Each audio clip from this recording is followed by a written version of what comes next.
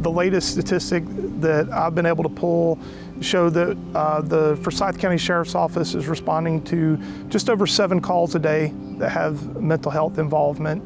Far too often and for far too long, the jails in America have been used as mental health hospitals.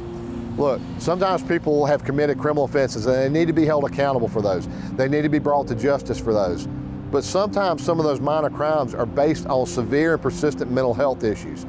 That is not somebody who needs to be in the jail. That's somebody who needs help and treatment. So it's important that we find a way to decriminalize mental health, right? And criminalize criminal behavior, but not mental health issues.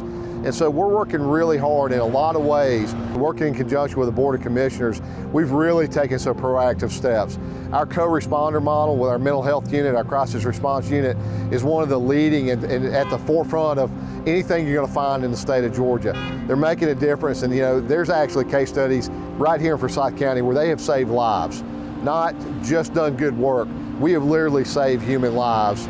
And if we're doing that, tell me something more important we should be doing. We noticed several years ago, like all the law enforcement agencies these days, that we're having an increase in calls for service that are mental health related or at least have some type of mental health nexus. And we realized that we needed to increase the training on how to respond to those calls for service specific to the mental health concerns, and consider other options for handling these calls that don't involve incarceration or any more contact with the criminal justice system than is warranted. And that led to the development of the Crisis Intervention Response Team. Well, it's interesting. They say Forsyth County has got some of the best education systems for their high schools in the nation now. And it's interesting that even so, no matter where you go, there's always going to be mental health needs. There's always going to be substance use challenges. And it doesn't discriminate between the rich and the poor, or the successful or the unsuccessful. There's always going to be those needs. It's non-discriminatory. So I'd say the need here is just as strong and prevalent as anywhere. As you can see that we get calls every day going to service with mental health needs and crisis needs related. And luckily we do have services in place that can help these people.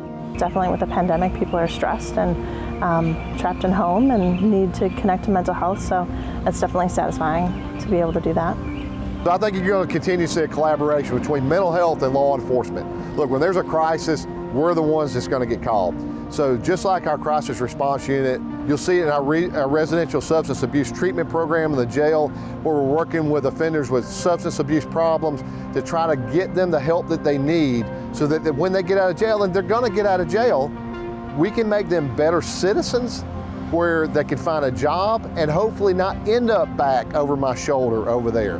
Who doesn't want to see a human being who's screwed up in their life and is trying to make amends and do better, do well for themselves?